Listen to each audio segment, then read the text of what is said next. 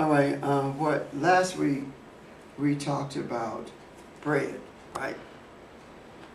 We Yes. talked about bread, and some of the things that we spoke about concerning bread was the metaphorical usage of it. It's a metaphor for material things. Give us this day our daily bread. And from that, we also saw that the bread represents trust, because you have to trust it to happen every. For security purposes, this call has been terminated. You have to trust it every day. And what I mean by that is this. You don't need your provisions for tomorrow. You don't need them today because you will use them up. Therefore, it would be unright. For example, one example that I used was fruit. If you have a banana that's unripened, you leave it until tomorrow. So it's ripe. So that banana is not for that day, it's for tomorrow. Okay. Because that's when it's ripened. And that's the same thing about life itself. The provisions that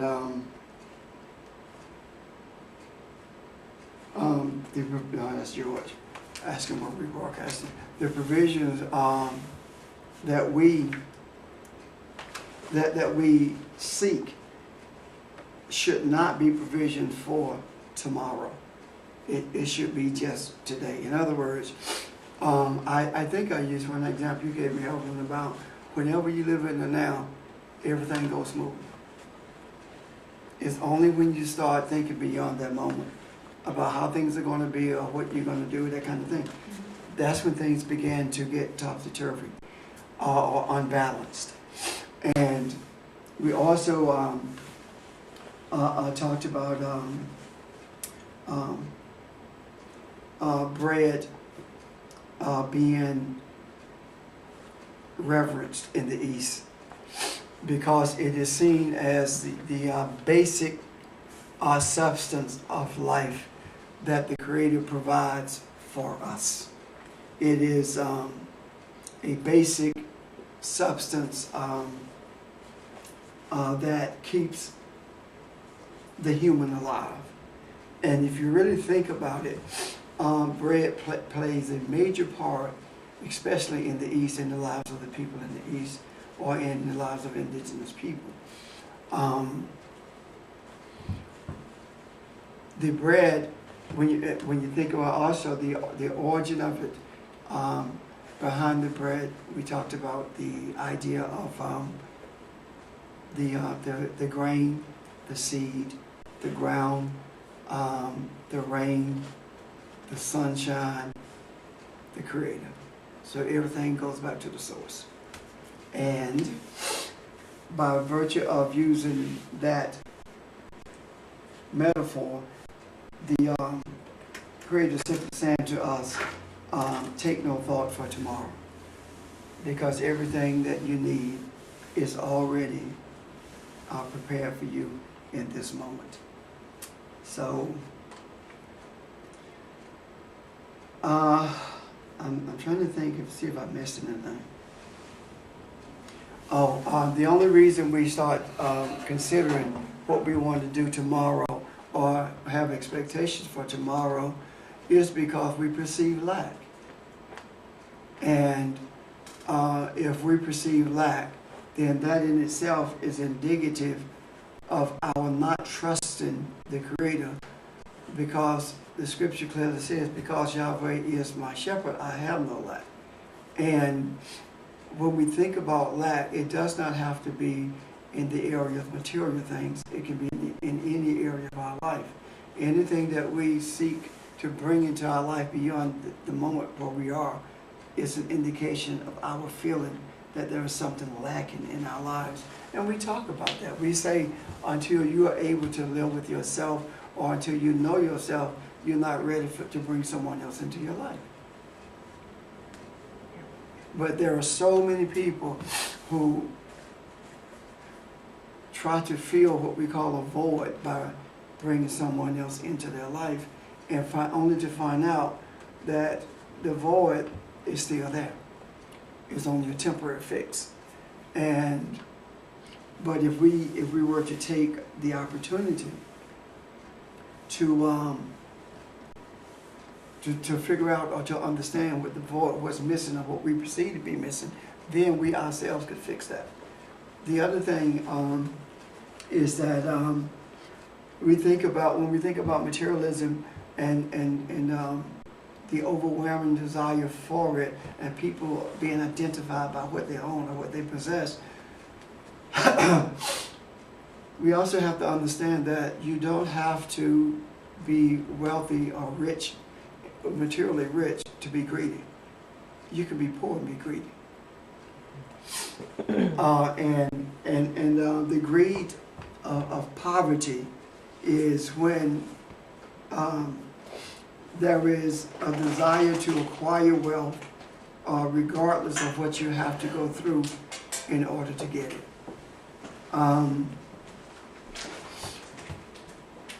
When we look at the material world as our source, then that in itself puts us in a place of chaos, and it brings about greed and selfishness. To be quite frank with you, by virtue of asking, having the attitude rather of the bread, of receiving the bread daily,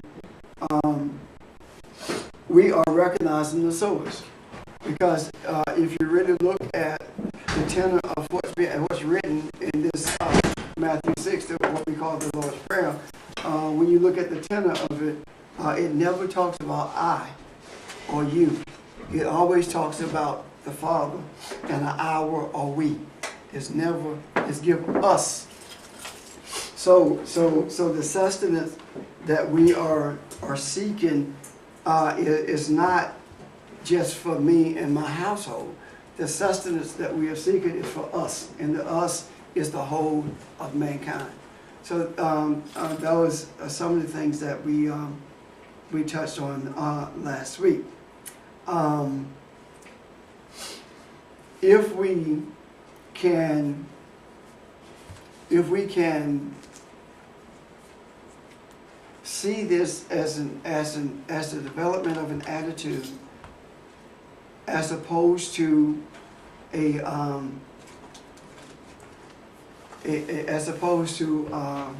poetry or a prayer to be recited, then we will be at a better place in terms of being trusting of the source of everything that is.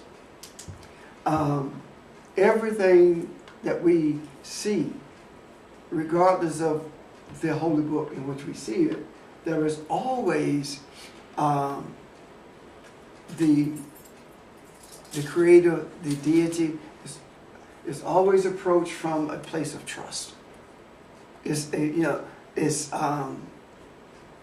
search for the principles of the kingdom, and all these other things will be added. It's always a source of trust. It's trusting the unseen, and it's very difficult for us to trust the unseen when we are trained to be visual. It's difficult not to be visual, Evelyn.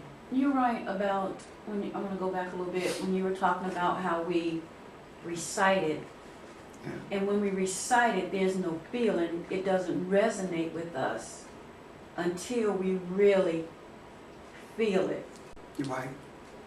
Because I remember we would do it, we would say it in church and stuff like that, and just, okay, let's just say it and get it over. But now, since I know better, it's like it's a feeling and it resonates with me.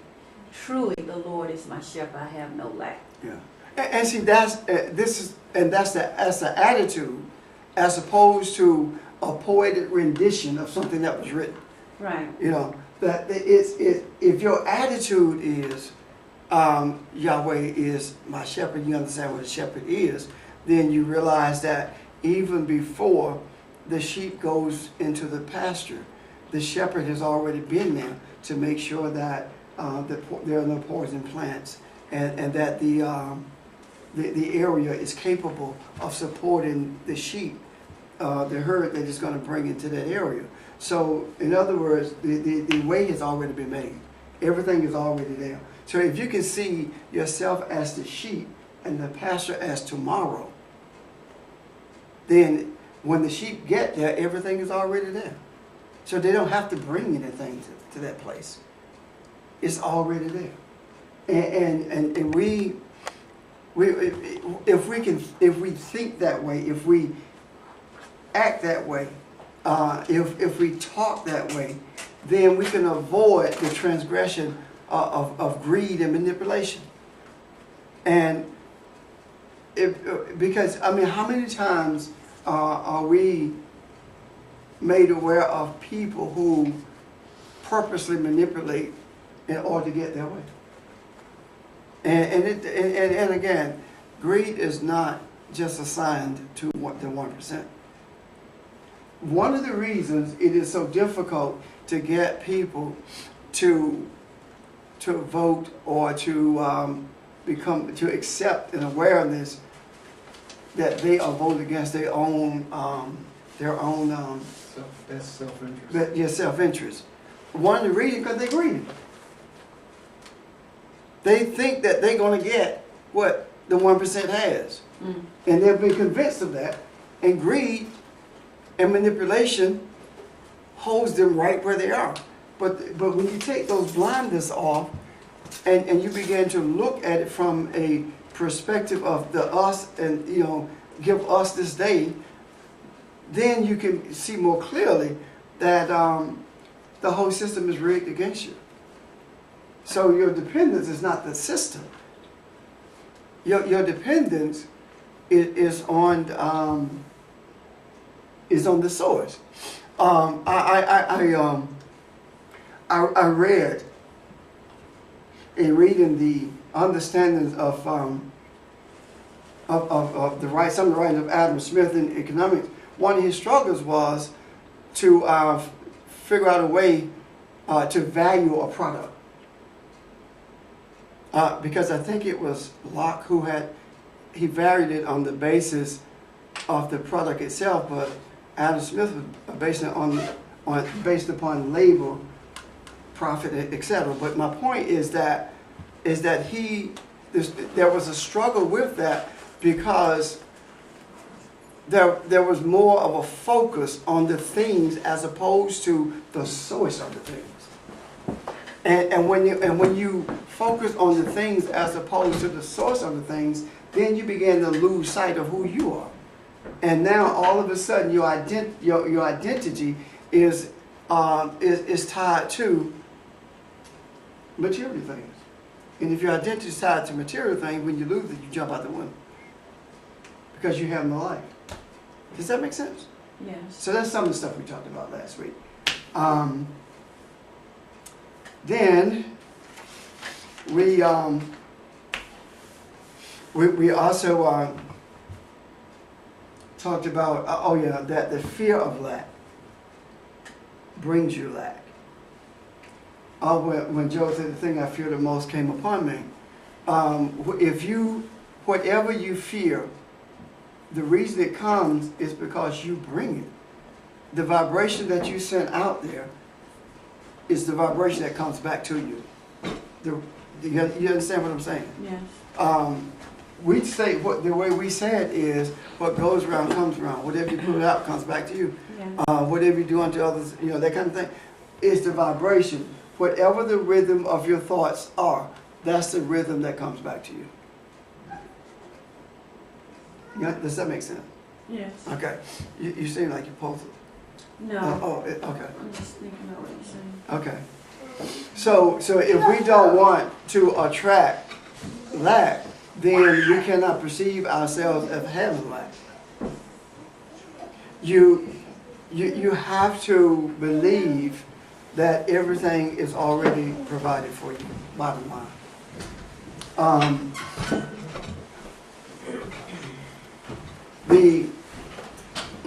we got all kinds of ways of talking about lack that doesn't sound like lack. If I had, when I get, all of these phrases is speaking of what you don't have, as opposed to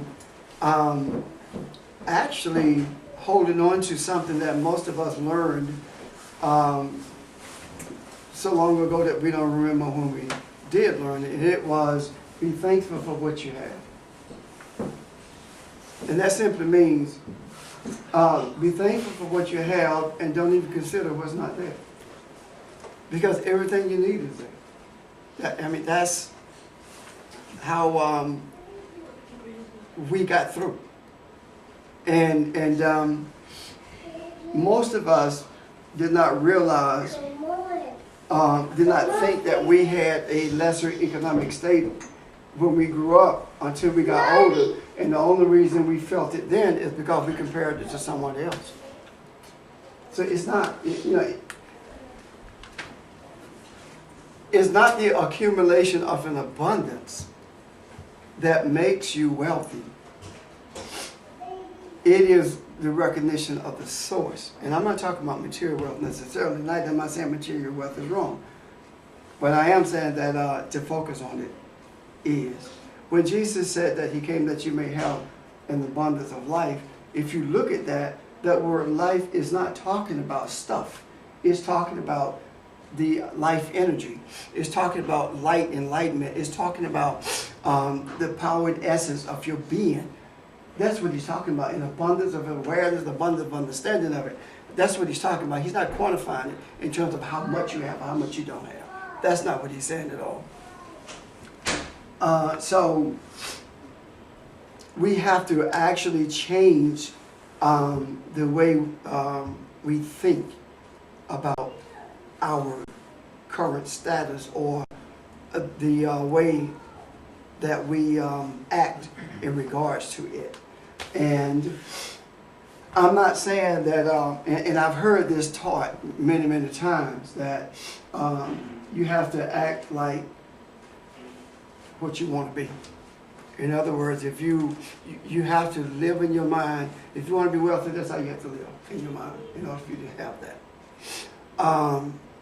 That's not what I'm talking about, because what that does, it ends up with the material being your source, because that's what you're looking to make you whole. And the other thing is that I want you to say is that anything that you submit to becomes your God. And if you submit to fear, that's your God. If you submit to anger, that's your God. So God, worship talks about submission, doesn't it? Yes. So if whatever you submit to, that's what you're worshiping.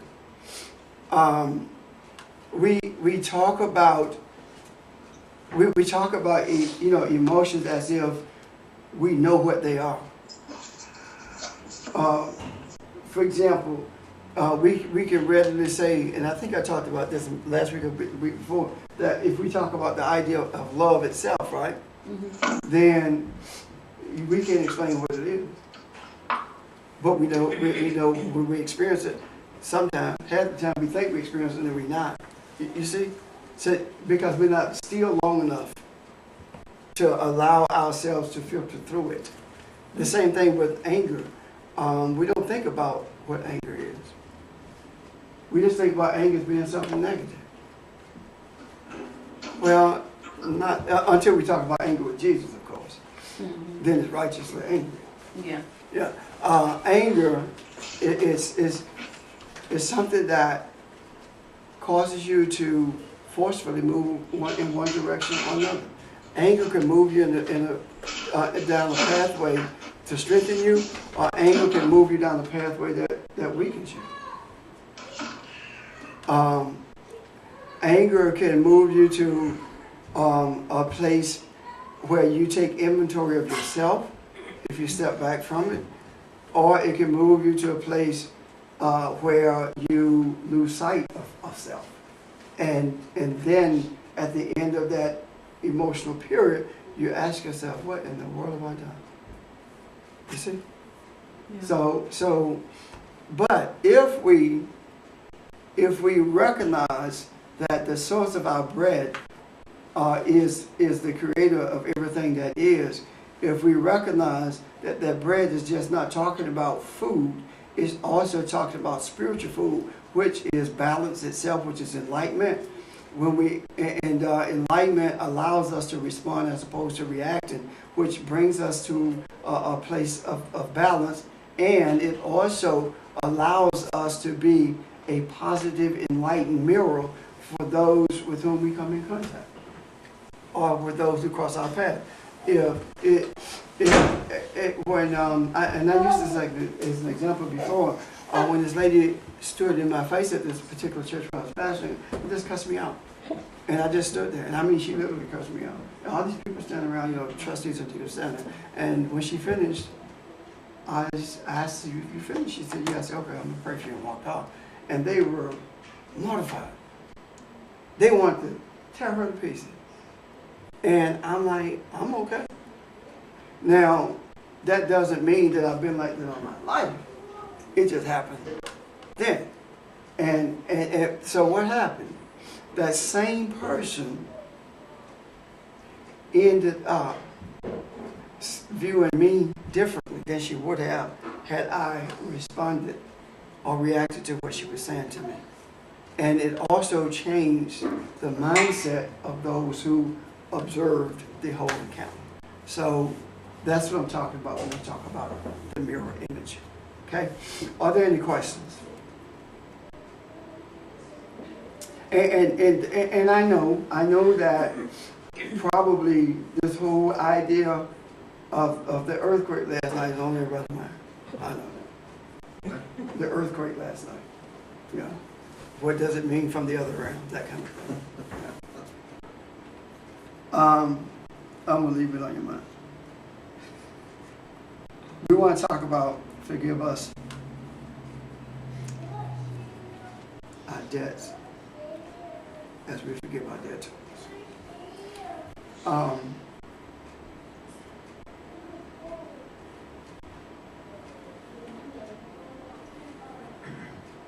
This is talking about to untie or to release us from offenses as we release others.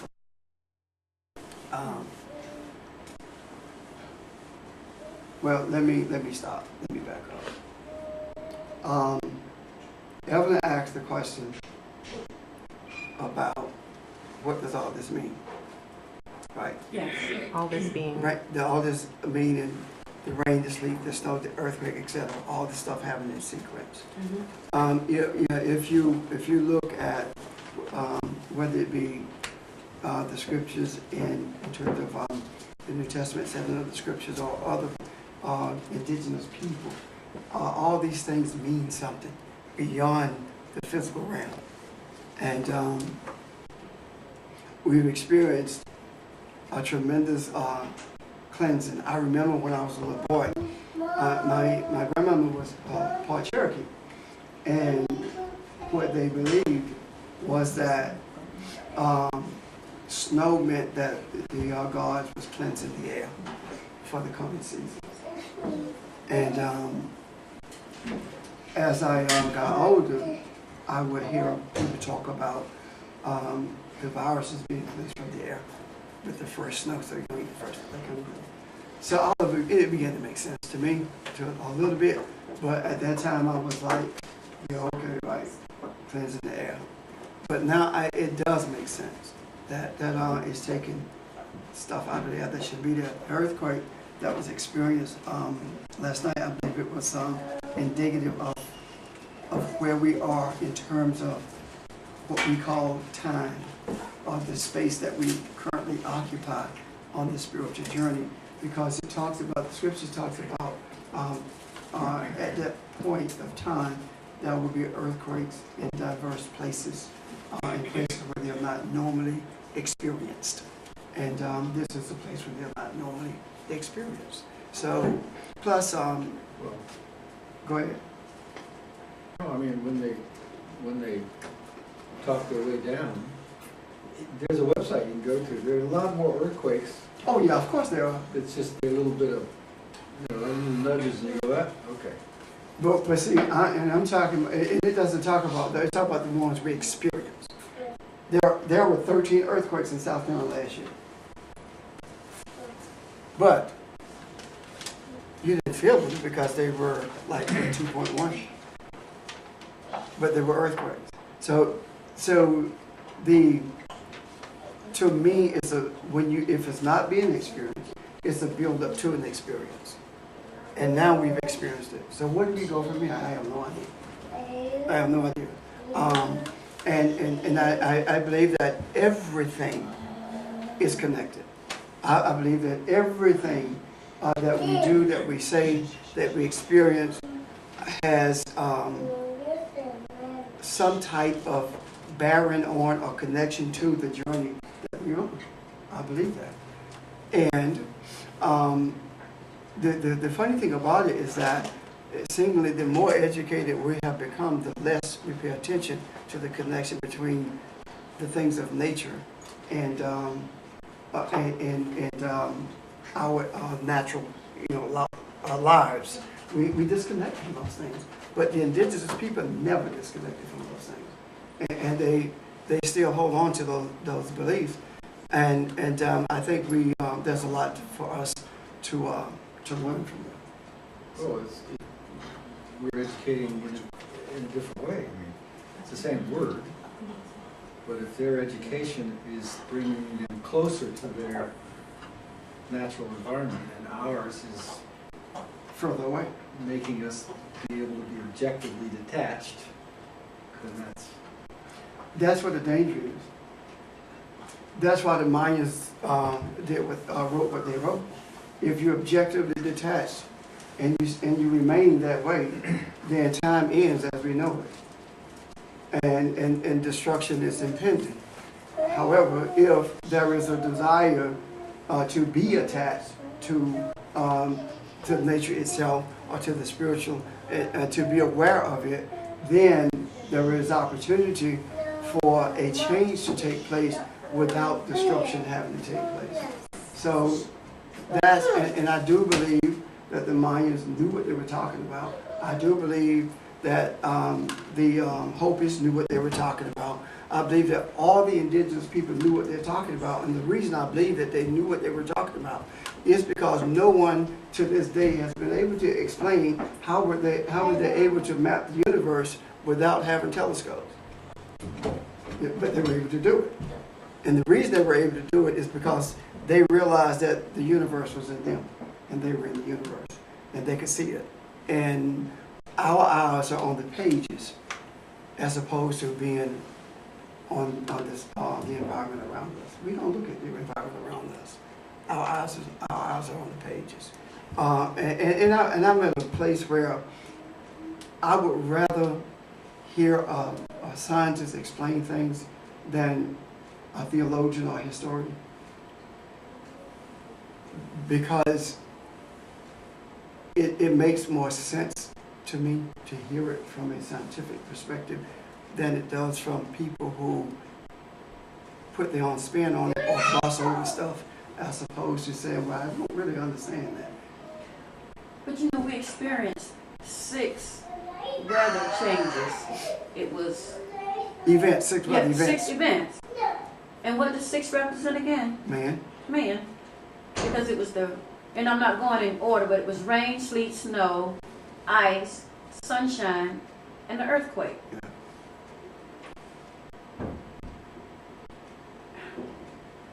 And again, where are we with that? I don't know. I will revert to this. We went from the whole thing of the weather to bringing balance to the earth itself in terms of mankind, to kind of back it into the understanding of this attitude of prayer, Shalou, capturing the light, now to the whole understanding of what's going on with this huge imbalance in feminine energy, this total disrespect for it. So if we look at it, what I see is that we went with the weather, the building of the man with the 10 Commandments. We did that. and then we backed into the prayer, and now we're approaching the feminine energy aspect of it, and I believe that when the scriptures talk about we must understand the signs of the times, or if we miss the signs of the times, we won't see what's coming. And I believe that we have to be sensitive enough to see, to recognize, even if we don't understand it, acknowledge it. Acknowledge it. For example, we say our Father, right? Explain it to me. We cannot necessarily explain what this is, a womb, but acknowledging it, accepting it is enough. When you say that it resonates with you, what you're saying is that you feel it strong enough to believe it, to accept it, but you don't necessarily have to understand it for it to resonate. Right. Does that make sense? Yes. You don't. So, when you name the events, the weather events, it did resonate with me, but the outcome of it, I haven't the slightest. I don't. I've not looked at the numbers in terms of the days when it happened. I've not looked at those kinds of things, and I probably won't, because I'm quite frankly, I'm at a place where I don't look for anything. If I'm made aware of it, I'm fine with it. But if I think about it and don't see it, guess what? I'm fine with that also. Right. So that's where I am now. There was a time when I would be scouring, the books, scouring the internet, trying to find something, trying to understand. Well, it's like when you tell us about a dream, you don't interpret anything, you just say, just wait and see. Wait and see, because it will show itself. Ignorance is bliss, right? Well, I will point out that it was 7 miles away from Edgefield and 3 miles down. That's 10. 10 kilometers. I couldn't help it. Yeah. What? Nothing. 7 miles away and 3 miles. Deep. 3 miles deep. 7 miles away from the nearest anything. Well, yes, prison. Is that what's in Edgefield? Yeah. Federal prisons is in Edgefield. Yep. Pastor, I have a question. Yeah. With that earthquake, from what I'm gathering, that's not something that should have been missed. Everybody should have felt that, but I didn't feel it. And I was in the same room with Tony and Anthony, who questioned it right away. Yeah. Is that It's very interesting. or I don't know. I don't know. Well, there were people in Spanberg who felt it, and it shook things. And Lauren's stuff fell off the wall. And Union things, rattled. It just depends on how far away you were from the vibration. I guess Audrey felt it. Something fell off one of our bookshelves. And I was in the kitchen and I heard it. yeah. I didn't have any other sensation, so we thought it was Jackson, they're shooting something, blowing up something. Yeah. Yeah. Or it's something or other hitting the roof, and the wind, ice, who knows? Because it was old. But, so there you go. So I don't know if that's even significant or not. I mean, think about it. The animals knew it before it happened. And there was a time when we would have known it before it happened. You remember the tsunamis and some of the people hit the road? At least would have listened to the animals. So it was too cold that night to listen to them. Yeah. Go outside too, see what. But I do think it. I think it's significant, and I think by virtue of the desire to see a connection at some point, we probably will, if not now. So and the funny thing is that I had gone to the airport to pick up my liquor for this wedding today, and we were walking in the house, and I was receiving a text from Janice about the earthquake. And I was reading the text from Janice, and then a friend of mine from DC called about the earthquake. I'm like, how did you find out? My God, I just got the text. But, I don't know why. Somebody probably had the first tweet done within a millisecond. I'm telling you, right there. That's it. But he told me First that place to get information. it was on the local news. Yes, I bet your information's the right word. They, Maybe it's a rebalancing or something like that. Because, I mean, hey, Nikki Haley is giving money to education.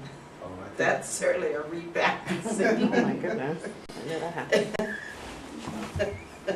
I'm with you. It'll work itself out. Yeah. We'll know. Yeah. It's not connected. Yeah, That's I prefer allowing it to reveal itself. Yeah. Yeah. So So you're saying don't shake the light, let it shake itself? that's it. That's doesn't it. have to be 6. That's it. You make it 6, then it's your 6. So forgive us our debts as we forgive our debtors. Untie or release us from our offenses as we have released our offenders. One of the things I want to point out at this junction is that I have not found any place in the scriptures where there is reference to the destruction of mankind or individuals as we have been taught, based upon attitude, or based upon for example, if you're an atheist, I've not found anything in scripture that says that you're going to be destroyed because you're an atheist. I've not found that.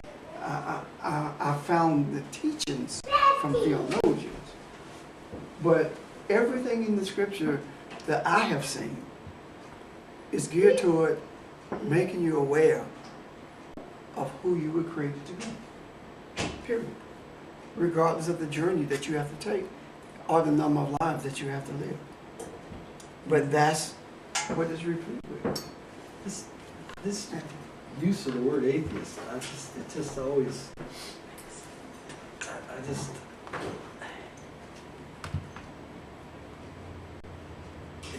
if there's ever a word in my mind that either has absolutely no definition or such a range of definitions that the word itself doesn't tell you anything, it's that one.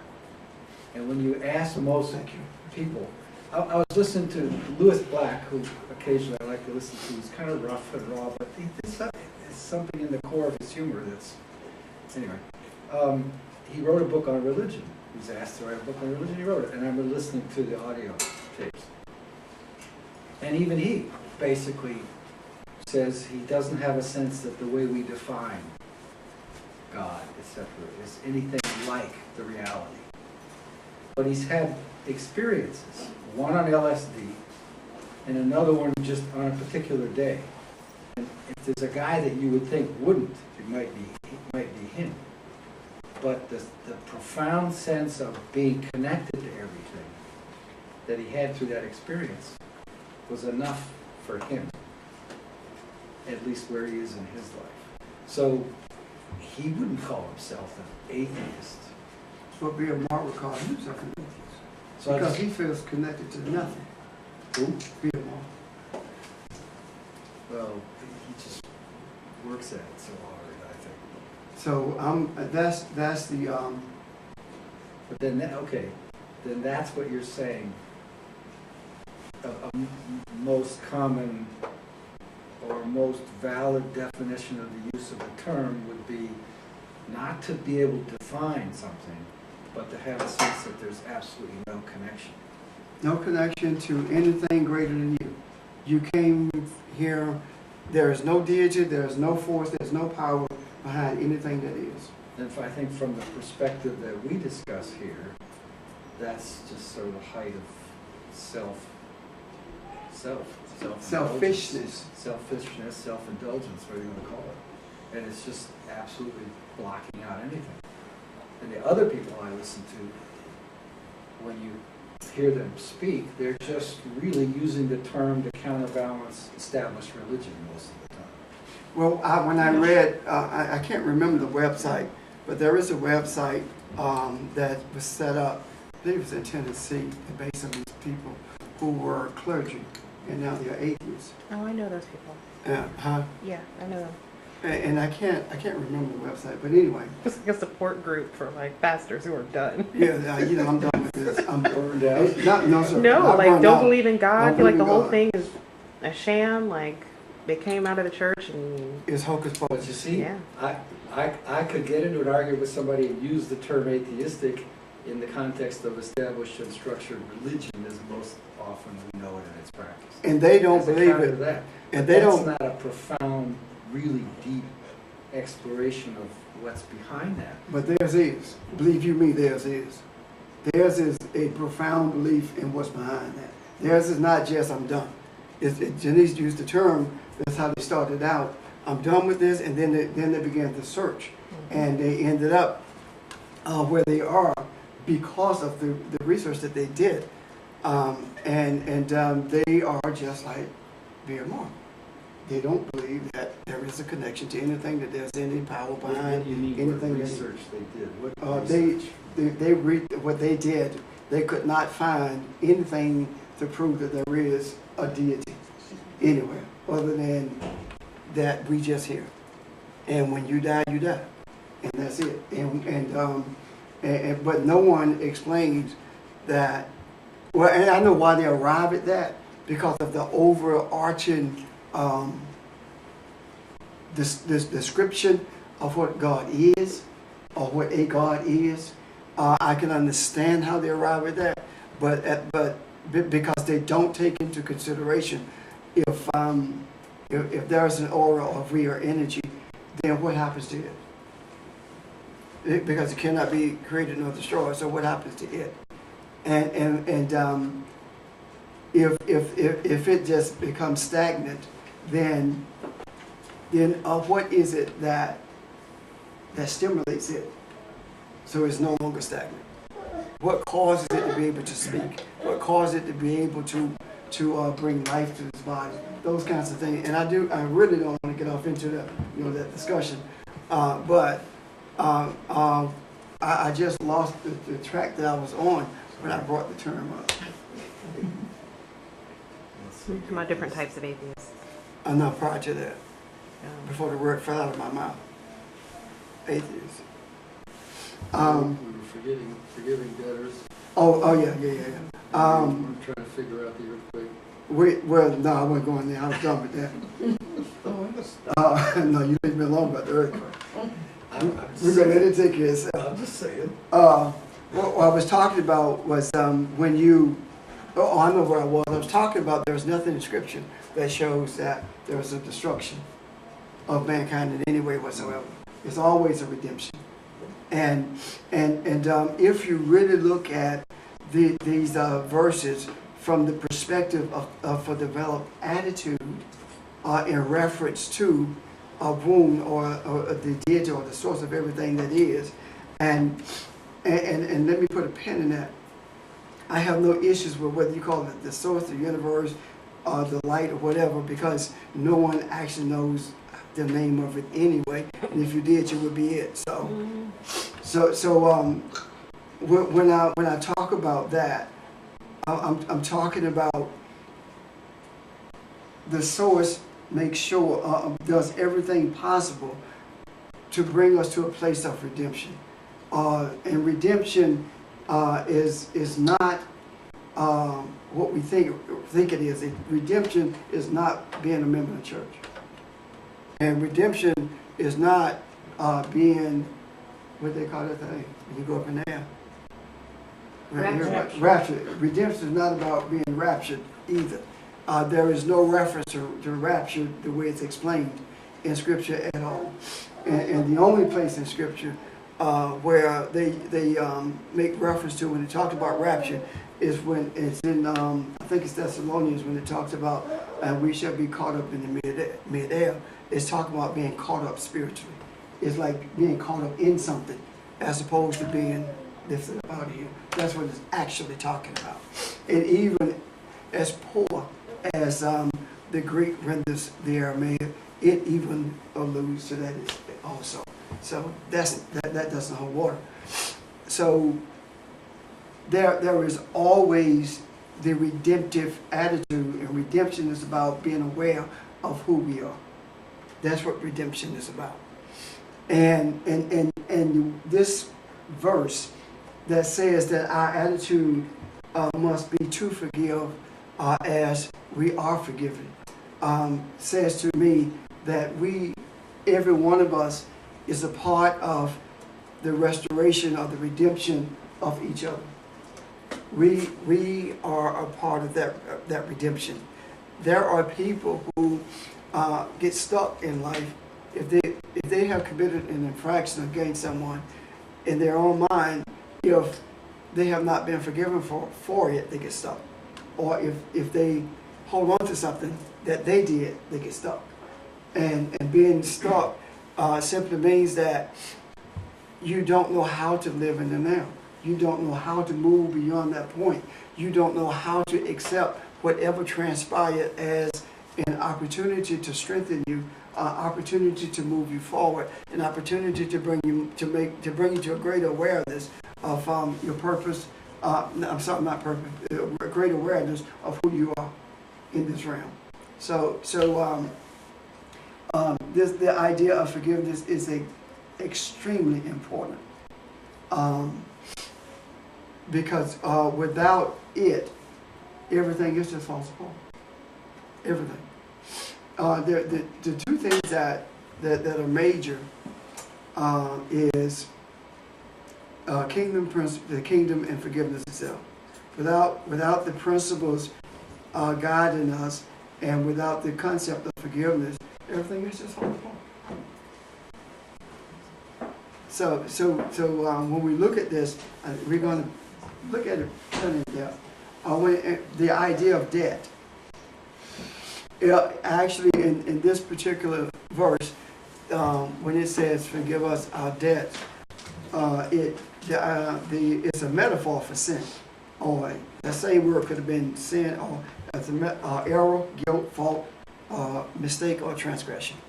All those words. Now, one of the reasons people battle so hard against trying to understand what's in the book from the perspective of the people who spoke the language is because there are so many words that mean different things depending on the context in which they're used.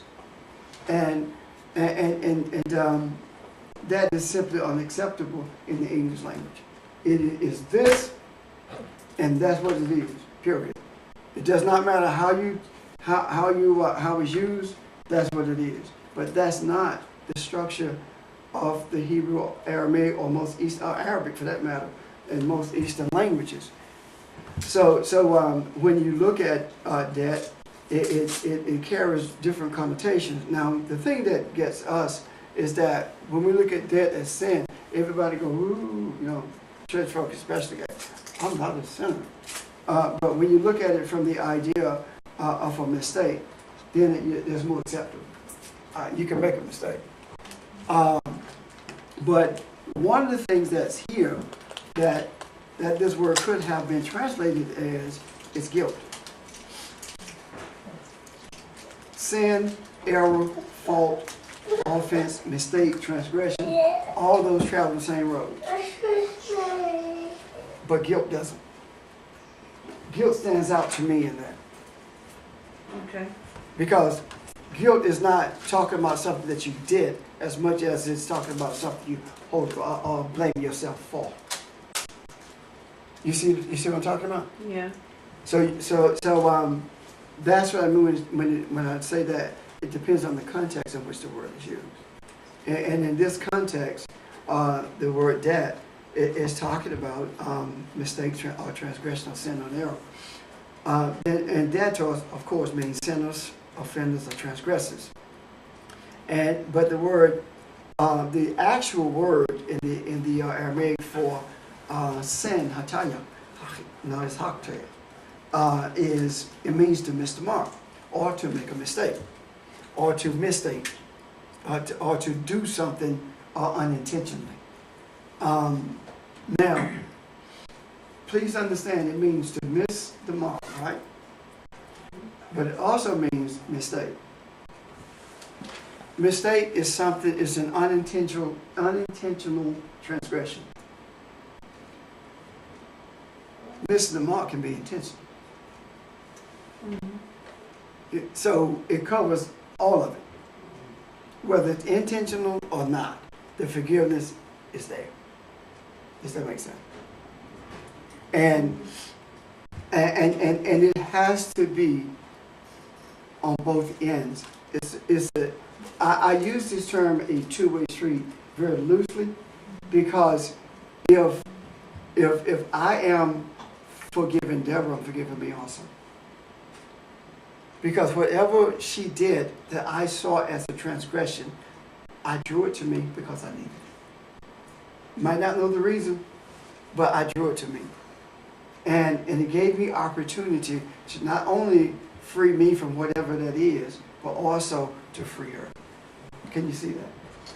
So when I say a two-way street, I mean that very loosely and in a natural sense, because in actuality, she is me and I am her. We are one. So we're actually, it's almost like we're in the room cleaning up. And all of us are responsible for cleaning up the room. And you may clean up that corner over there, and I clean up this corner, but guess what? It's the same room that's being cleaned up. So when we deal with this idea of transgression, it is, I may be dealing with the forgiveness for this transgression, and you dealing with it for another one, but guess what? We cleaned up the same room, because all of us are Adam. You see the picture I'm trying to paint? Yeah. So we are responsible to each other for making sure that we don't hold on to or don't hold over someone's head some infraction or a transgression that was committed yesterday, today, or whatever. Okay? What is it? The word guilt. It's like, to me, and from what I'm feeling, it's like,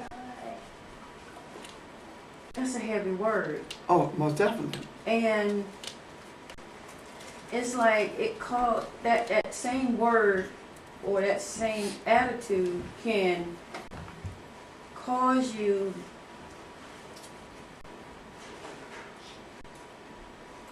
Well, okay, it's let me give you about something. that word just Let me give you something. It burdens you then. When you come to, Yeah. when you go to court, if you get an acquittal, that doesn't mean they didn't find you not guilty.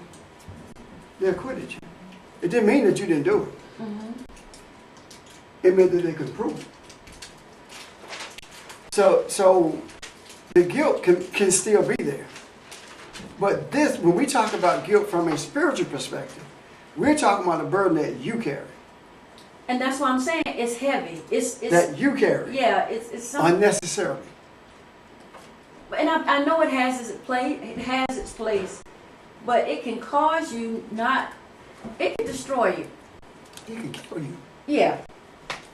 It can kill you. It can kill you spiritually. It can kill you physically. There are a number of people that kill themselves because they couldn't have sound with the guilt.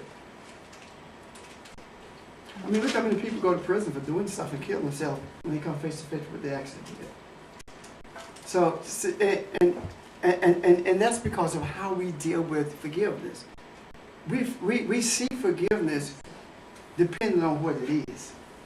If I don't particularly like it, then it's hard for me to forgive you. I don't know about that. You know, we were talking when we talk about the feminine energy thing, right? We were talking about what we need to deal with is this total disrespect for the female. especially in the area of molestation, rapes, etc., right? The rapist must be forgiven just as much as the robber. And the pedophile must be forgiven just as easily as the liar. Because forgiveness is forgiveness. Right. And without having those that kind of attitude about these transgressions, it is rather difficult to bring balance. I have counseled rape victims, or rape targets, I'd rather say, than victims. The targets of rape. And when I have helped them process through it, that is when they can sleep. After the forgiveness. The processing through it always involves forgiveness. Now, sometimes it takes weeks, sometimes it takes months, sometimes it takes minutes, but it must be done. But once it's done, that grasp, that hold that's on that target is broken. Because there are several things going on there in people like, in rape. It's not just them feeling guilty like they blame themselves, but they feel dirty, they feel unworthy, and a whole lot of things that goes on there. So regardless of what the offense is, we have to employ forgiveness. And we're going to talk about what that is in a few moments. I have a question about that too. So, how does guilt equate to debts? It depends on how it's used in the word, how that particular word is used in a sentence. It just depends on how it's used. For example, you can use a womb to mean universe, but it also can mean father. It just depends on how it's used in the sentence. Okay, but I guess I don't quite understand.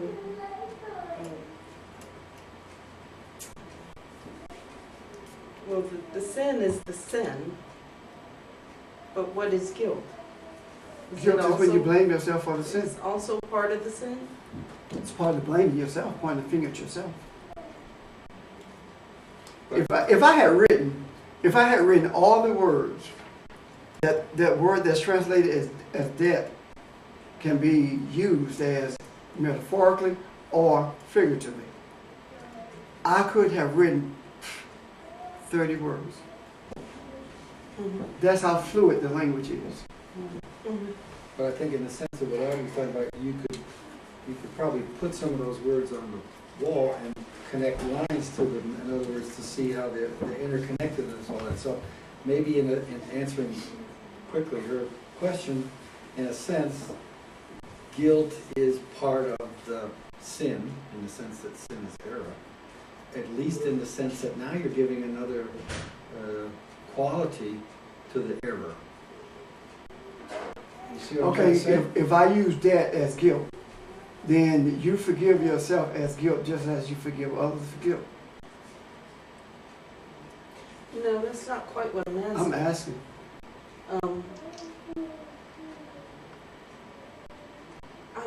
I'm just trying to, well, we get redemption for sin. And guilt. But sin is sort of another layer of guilt is another layer. I don't think it's another sin, layer, or as is another part of, or what, piece.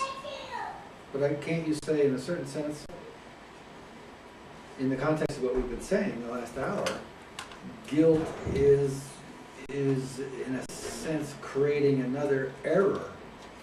Well, yeah, you can't because say you're that. not allowing yourself To move forward. So you're creating a block, and you're creating it Yeah. because there's too much of a sense of you, your personal, that sort of thing. So in a sense, it compounds the sin because this forgiveness has no place. You're not giving forgiveness a place, so you can't move on. So in a way, the victim as well, whatever. The whole situation is more complicated. Forgiveness talks about releasing. So, you know, As long as you have the guilt, you can't be released. Because you want to allow yourself to be released. and you make it more difficult for if somebody's on the receiving end also maybe. Yes. They can, But but it just confounds the thing. Okay. that's not okay. I'm just still thinking. Okay. But as long as there's a sense of guilt, right? And I'm projecting, all right? In my sense of it, I'm holding on to something that I can't be free of. I can't. And that's an error in itself. So as long Or- as there, Yes, it's an error. Okay, As you long use as that there word, or it is can be, you know, a sin. profound and go, it's a sin. Right? so as long as I'm there's putting myself guilt, above God, so to speak. there's no redemption If on there's the part no, of that person. right. Because I mean, Yeah, because redemption is available. it's available, It's but just, you have to deal with the guilt. yeah. Yes. And see, when we talk about sin, I just said, Oh my God. I said missing the mark to mistake a sin. But sin is also entanglement. That's what I was thinking. It's also guilt, that. That's I mean, it. Guilt is a compound. the compounding of the error. That's because So- instead of making the error and moving forward, you stay there. Right. Yeah. That's all that guilt is. You're stuck in that moment where stuck. something happened. And even if it's a little more difficult, made more difficult, let's say there's two people involved, at least the other person has a chance to be free. And And, can actually help you be free if you will allow yourself. If you won't, well, you're just gonna carry those chains around till you decide and you to. know, Okay, so guilt is all on us. yeah, It has nothing to do with, I can't make Barbara be guilty yeah. unless she chooses to be guilty. So it's on her. Guilt is about you. What are you experiencing? Okay. But you can, if Barbara gives you a certain authority, you can certainly get deep into her brain to make her feel. But she chose to, like I said, she No, I'm chose to just thinking allow. about She chose what that. everybody's talked about for the last 10 years here about coming up in the Baptist church and everything.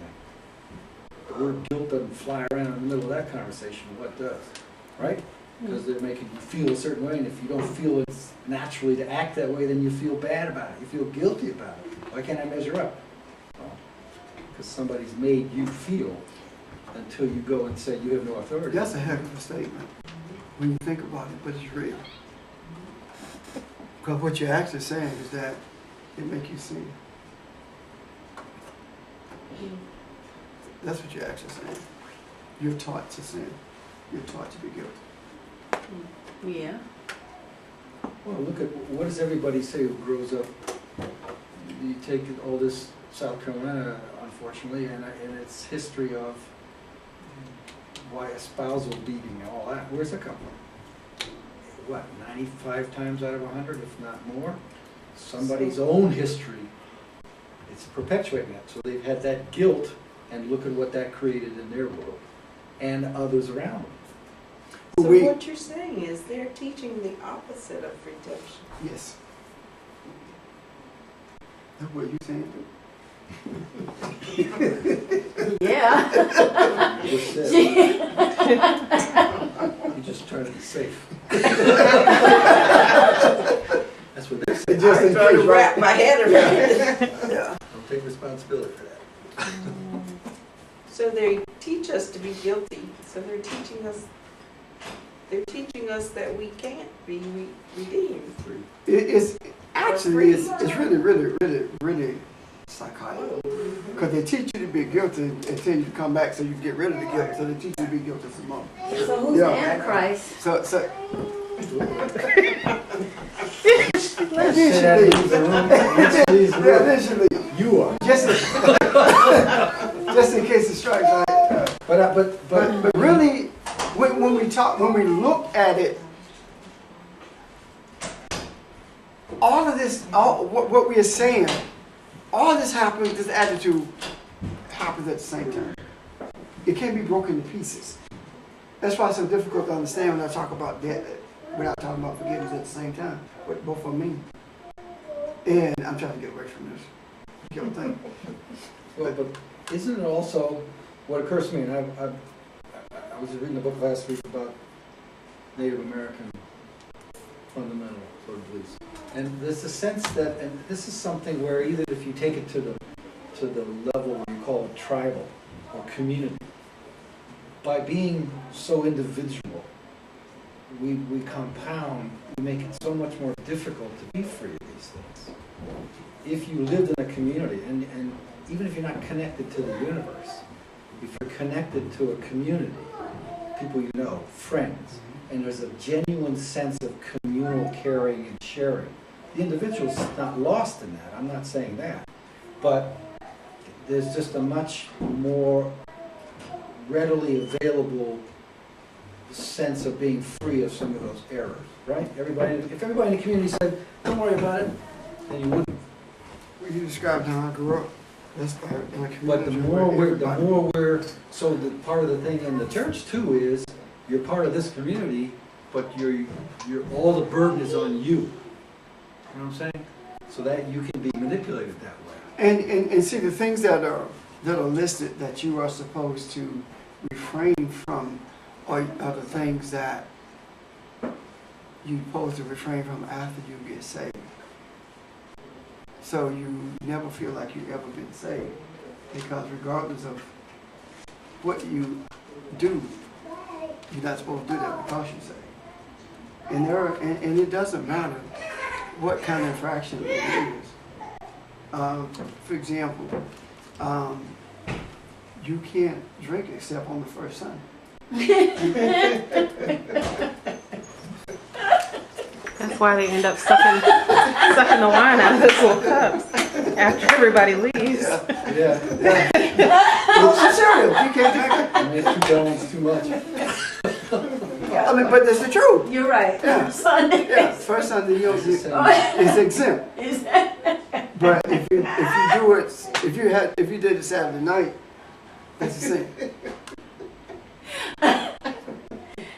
So that's why I say it's psychotic, you know. It is. Yeah. So you should just never drive on All right. Sunday. Yeah. and as I said, sin also means to be entangled. Right. And The question then arises, if I'm guilty, I still feel entangled. So I keep myself in that, in a sinful state. I keep myself bound by continuing to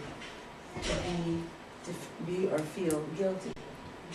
And that is one of the reasons it is so important when we talk to people about moving forward or about things that needs to be done or should be done based upon what we see in the scriptures, right? You cannot do it with them moving in that direction simply because you said it. They have to see it for themselves. The thing that was just said that Archie did not say concerning the thing about the church, right? You cannot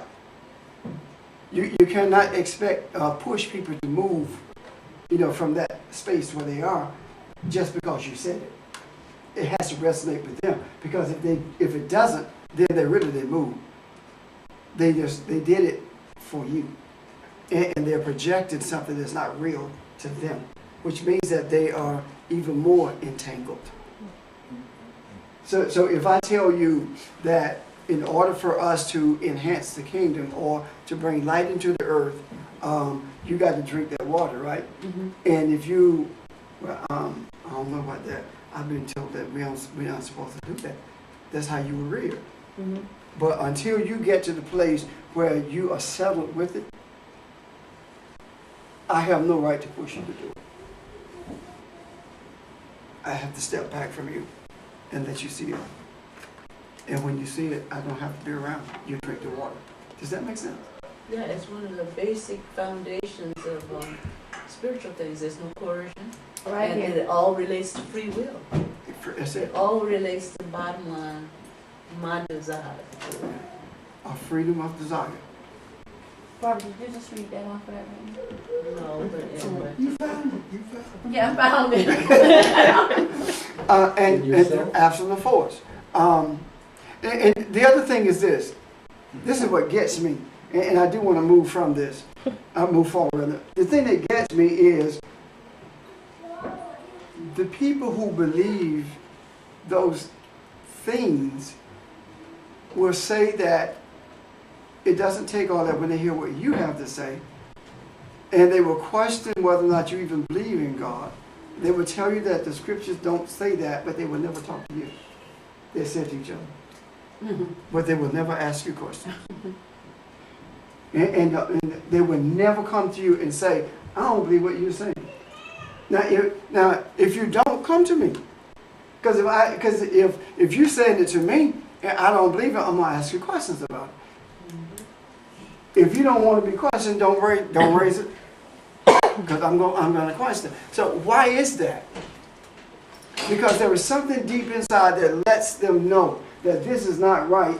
But in order for me to remain a part of this community, I have to hold on to this. Because one lady said to her husband, even if I find out what I believe is wrong, I'm still not going with you. With what you believe. And I'm like, and you still with him? I mean, that's vicious. But at the same time, that is representative of the actions that's perpetuated by those who will hear what we may say, but not be accepting of it until they get in trouble, of course. The sense I get from that is, at the root of that, is the need to belong. Yeah, that's absolutely. So all religion, to a certain extent, not all, but it seems like a good deal of the way religion is carried out is cult-like, in the sense that it creates a certain, no, I'm going to stick with this. But if you had what we talk about, a genuine sense of connectedness to all life, you're part of that community.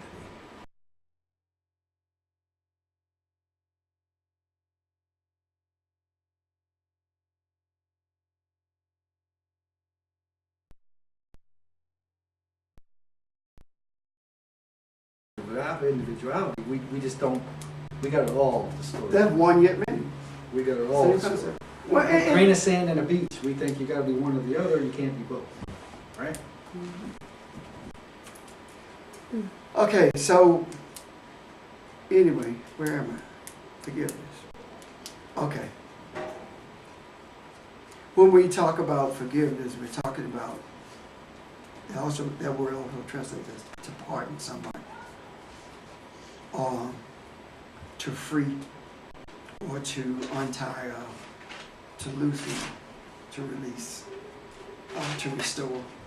And we can go on and on and on with the words that can be translated from the word that talks about forgiveness. And when you take the idea of forgiveness, see it from a perspective of remittance, and connected to debt, is talking about the remittance of an offense, or to release the releasing of an offense. That it no longer belongs to you. You're no longer tied to it. And that in itself is difficult, especially when everyone around you believes something different than you. When you are the Lone Ranger in the area, and you have to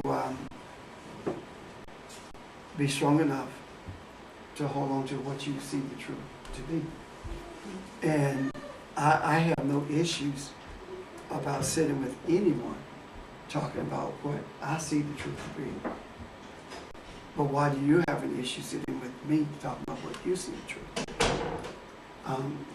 Yesterday, I was told by a minister with whom I was speaking that he said, you don't know me, but I know you. I remember you from some time ago, but I also know you by reputation.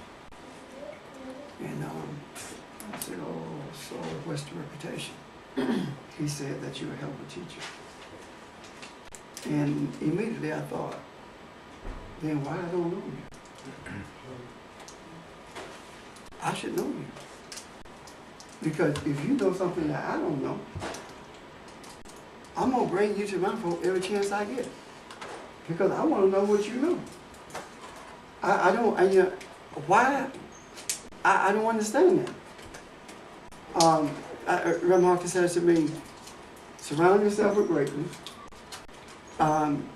Don't run with people who know less than you. Always be around people who know equal or more.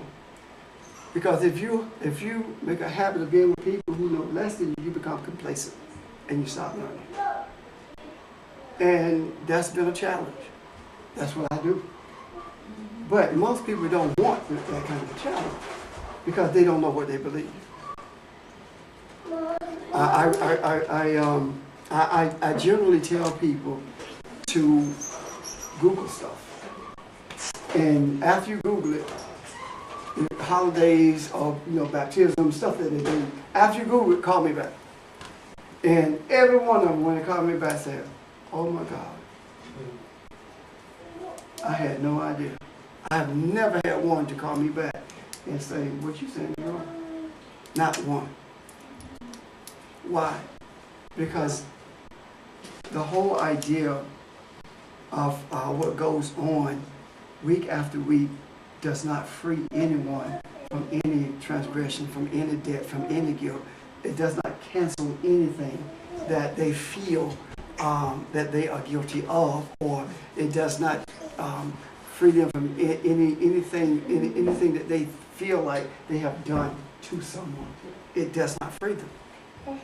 And that in itself is creating. It tells me rather that the whole of these scriptures are speaking of an attitude. Because what happened when we were talking earlier about teaching the opposite of redemption, that's teaching the attitude, isn't it? That's the development of an attitude. And that's what this is. This is the attitude. The whole of the book, whether it's this one or Veda or whatever, it talks about your attitude, how you respond to each other. But before you can respond with the right attitude to someone else, you have to respond to yourself the same way. Because the separateness or the holiness of the name has to be with you before it can be with someone else. It has to be with you. If you don't respect it, then how can you expect someone else to? It's like when we were talking about the whole feminine thing. I was telling this guy, I said, it's not enough for me to say you're not going to disrespect female. It's not enough for me to make sure that she is protected. If something goes down and I'm there, I might not wake up the next day, but it's not going to be because I didn't do anything. That's not enough. It also has to be you, and you, and you. It has to be female security. It has to be, why? Because respect for one is respect for all. Because respect does not depend on how you carry yourself. Respect depends on how I view you. It doesn't matter to me whether you're a prostitute or not. I still respect the you. The action that you perpetuate, maybe not so much, but you, the person, you, the individual. You understand what I'm saying? That's what respect has to be, and that is not taught. That is not seen. That it doesn't seem to be something that's taught in week to week, and it's shown. And the way it's shown is you can't serve community, or you can't be a deacon because you're a woman. When the scripture clearly speaks of female deacons. If you got a license to preach, then you are evangelist so and so, but the preacher, he the reverend. You see the difference? Or even if they call you Reverend Sister, they don't say Reverend Mister. But that's demeaning, and it's acceptable. That's the thing that has to end. But at the same time, that we see these things, there must be a constant attitude of forgiveness for everything that transpires. If it's not, then we're not developing the attitude of forgiveness. And if we don't develop this attitude that's presented here in this prayer, or in this shalom, in this prayer from the classical sense of what it means, this attitude that traps light, this attitude that gathers enlightenment, if we don't do this, then we don't get to the place where we can even begin to talk about the remittance that's necessary for mankind to allow feminine energy to be what it was created to be. And I'm going to throw something out there.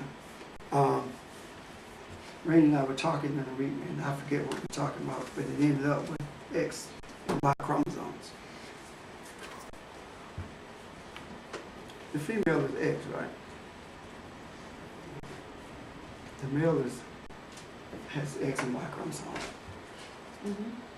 So when it says that he took from the side of the male, he took the X and made the female. My question is, how does that fit into the spiritual when we start talking about male and female energy? Don't answer me now. I know everybody's down to answer that. What's the question? That's the question. Yeah. How does it fit? How do we translate the X, Y, and the XX chromosomes into the spiritual? The feminine and masculine energy places stuff is how we deal with that. Just hold on to it. You got it, Bob? No. But you said something before that part. You said that the men are XY. XY Yeah. The woman's X. and the woman is the X. XX. XX. Right. XX. Yeah. Okay. It takes XY for male and XX for female. Oh, that's a formula we got. Oh, and I want to add one thing. You can't have a single X. Right, single X. Yeah. Turner syndrome. Thanks. There's Yeah. another. Can or you can't? You can. You can. It's called Turner syndrome. They're girls with just X. It's only females, though. You can't have a monochromatic, something like that. Boy, you can't have an only Y, but you can't have an only X. It is What are the monochromatic. characteristics of only X? Stunted growth, sometimes, what do they call it, sterility, wide eyes, widespread eyes, maybe, can't remember all of them, but sometimes tumors. Okay. You can't have an only Y though. No. But you can't have an only Y. You can't have an only Y. So a little bit of X sometimes can be even too much. No, not enough No, I'm X. just looking. Not enough X. I'm just trying to make trouble. Hey, So my question is this: I'm saying, out of the we seed got both. comes the female, right? And so that's going to be probably the foundation of our discussion Wow. when we start talking about the feminine energy stuff. That's Wow. probably going to be the foundation of it, because I believe that the diminishing of the essence of the feminine energy begins with all of that. And if we can understand that, then we can bring it to the place of balance where it should be. Okay. Okay. Now you remember all of that. If you don't remember, call Randy. Okay. Well, I was just trying to go back. I can't find it quick enough. Remember when Nick was talking, we were talking about so the male and the female in terms of, I don't want to say function, but maybe that's it. I remember women was, I'm trying to find it in here. Oh, he was talking about the different Should types be of in energy and Yeah. magnetic forces and things like Yeah. that. The male energy goes kind of Oh, right, moves yeah. in a one line, kind of Yeah. moving forward constantly, and No, female Female energy circulates. spiral. Yeah, spirals. Yeah, but, and therefore, I mean, there's a meaning of what that, or significance of that, so I would think that's Can connected. you Skype for that? It's here. Oh, okay. It's just the- I'm going to do a couple more things. I'm going. I got a wedding Happy news. Huh? That's happy news. Happy news, Emily. No. I know. You say something smart and I say something smart back, it's a problem. Maybe you can help with, a lot of times, okay, somebody blocks, something happens, you go, oh, I'm so sorry, please forgive me. Right? Just the innocent little surface thing. And then, what do you do? Because I sit here thinking, it's not mine to forgive, it's okay. You avoid the I forgive you unless you're really cornered. That's Right? true. Somebody puts you in the corner and says, no, you forgive me. Okay, I forgive you. Whatever you got to do to make it. Otherwise, it's just like, it's okay, never mind, don't worry about it. And then that is or isn't satisfactory to the other person to really let them Honestly. feel free of it. So that whole little exchange is confusing. From many years of counseling, my experience has been that 99.9% of all the people who say I forgive you have not really done it. No. It's just words only. And the reason I know that is because when I process them through and carry them back to the incident, they're angry all over again. But if I process them through the forgiveness and take them back, they're not. It's a whole different atmosphere that's created. And that's simply because we don't have a firm understanding of what, of the depth of forgiveness and what it means, what it takes to forgive, what the results of forgiveness is. We don't have that, that kind of grasp on it. So that's one of the reasons that I find that it doesn't happen. But can't you say, I'm sorry, keep interrupting. Okay. But again, I come back to this notion of putting the I in front of it. And they can put the I in Because front if of it. forgiveness is built in, I've had people just tell who are you people, to forgive? I forgive you for everything you did to me. And they still have issues when they see the person. Or I can sit down with them and close your eyes, let's go back to the incident. And take them right back to that incident, and they just as angry as they were, or just as fearful as they were the moment that it happened. But if I keep them in that spot where the fear and where the anger is, and say to them, see the person, and tell them, I forgive you. That's the most difficult thing in the world. It is so hard for them to do. And I've had them to cry uncontrollably, trying to force those words out of their mouth. They couldn't, and had to work them through that. So even just saying, I forgive you, is not rooted in what forgiveness really is. It's more rooted in what we want to do to feel like we have released somebody or they won't bother me anymore. I forgave you, now I can move on with my life.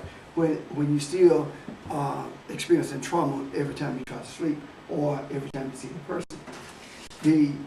And I've done that, and it used to be when I guess they changed people at the house, at the Ray Price's house.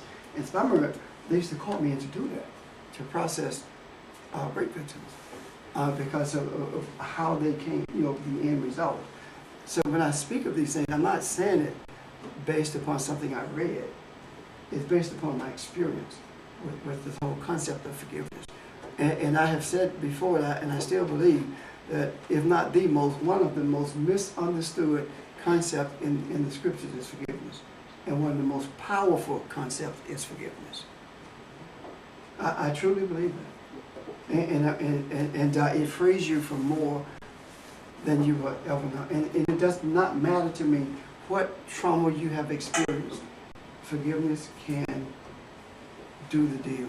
And one of the things that helped push me in this direction, years ago I read about this, and maybe I shared it with you. If I did, I'll pretend I didn't because I'm going to do it again. Years ago I read about this guy who fought in World War II. He was a Native American. And he was kept in a German prison. And they fed him food with maggots and they beat him daily. And when they would hand him his plate, if he reached for it, they would hit his hands in. And they kept him in a stooping position for most of the time. So when he got out, they put him in a VA hospital, and the chief and the medicine man that heard that he was in the hospital, they went and got him, and they took him back to the village. While they're in the village, they put him in the tent and the teepee, and they talked to him. They said to him, "You must forgive your captors, and you will be able to walk." And he said, "I can't." And finally, they took him out to the lake and threw him in the lake. And they told him, "You must forgive your captors." And he, in that lake, he said that he visioned everything that he had gone through. And the moment he said, "I forgive you," everything in his body released, and he swam out of the lake. I read that account, and that was one of the things that pushed me in the direction of understanding the true nature and power of forgiveness. So that's why I say forgiveness, if not one of the most powerful concepts that you can ever experience. It not only does it free you, but it also helps you to live in the moment. And I also can say that from experience. When you forgive, it helps you to live more in the moment. Because when there is unforgiveness, even subconsciously, you're still living in that place where it happened. But when you release it, it's a, you know how you talk about when you feel light? That's what you experience all the time. So, anyway, I want to say this and then I'm gone. Forgiveness. When we look at nature itself, when we look at our own bodies, the body itself speaks to forgiveness. If you get a cut, the antibodies that prevent infection race to the site of the cut to prevent infection and to coagulate the blood to stop the bleeding. But they don't ask who did it. They don't seek to revenge for whoever caused the cut. They don't say, you are cut yourself, so I'm not going to help you. Now, none of that is taken into account. They do what they're supposed to do. Nature is designed not to destroy, but to heal and to correct. And if you look at the body, that's what I just described. The only purpose is for them to heal and correct what has gone wrong. That's the nature of the Father. That's what forgiveness is. It's not about who did it. It's not about why they did it. It's not about I'm going to get even or I'm going to show them. It's not about that at all. Forgiveness is about recognizing that there is a cut. There is something that needs to be corrected, and you correct it without regard to how it transpired, why it happened. It does not matter how it happened. It does not matter the source of it. What matters is that it needs to be healed. That's all that matters. Can you understand? You understand? Yes. I'm just sorry, but I'm thinking to take that analogy back to a little earlier.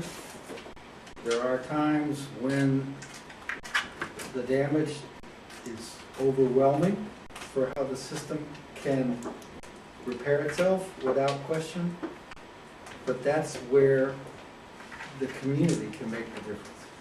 A sense of belonging to something greater than yourself can make a difference. Why else do we have hospitals? Why do you give blood and they store blood? Because there are times when your body can't make enough. So that, you know what I'm trying to say? What you're saying, I understand that, but that's within an individual context. But then to make that analogy longer, it also gives importance and truth to the connectedness and the sense of community. And again, extrapolating out from that analogy of the body, in that community, the person who commits infraction against the community must be forgiven without regard to, I don't know whether I can do this. It doesn't matter what happened. I mean, where it came from. It doesn't matter what caused it. You're not looking for that. What you're looking for is the whole concept of forgiveness. Because think about it this way. If we had to explain everything that we did to the Father before we got forgiven, you see? So forgiveness is not something you sell it or trade it. Forgiveness is who you are. Also, what you said about, and you don't just do this casually, let's say the elders taking the guy, throwing him in the lake. That's helping the victim be free. Isn't not necessarily the same thing they would know to do to the perpetrator. Well, actually, the perpetrator did not need to be free because the victim had to free the perpetrator before he could swim out the lake. I'm just trying to... Yeah, so he had to free the perpetrator. Forgiveness is about freedom. It's about canceling debt. See, you don't owe me anything because I forgave you. At all. It's not a trade-off. It's a way of life. It's who you are. You have to see light in everything. And people mock that by calling you an eternal optimist. I don't give a rat's behind about what you call me. I know who I am. And regardless of what happens to me or anyone else, I have to see the light in it. And even if I don't understand it, I know there's light there because no darkness exists without light. And darkness can only exist if light doesn't look for it. That's the only way it can exist. Confusion can only exist if order does not find it. That's the only way it can exist. And the only way the burden that Evelyn was talking about earlier exists is because we don't forgive either ourselves or perpetrators. Forgiveness is necessary. It's real. It's more than necessary. It's imperative. If you're going to be whole, it's imperative. And unless there are questions, I'm done for today. Ask Barbara next week. I was going to say, that's the concept of the confession. Don't get into all the deep part of the Catholic. Okay, All right, okay. Okay. leave it on the surface. Yeah, okay.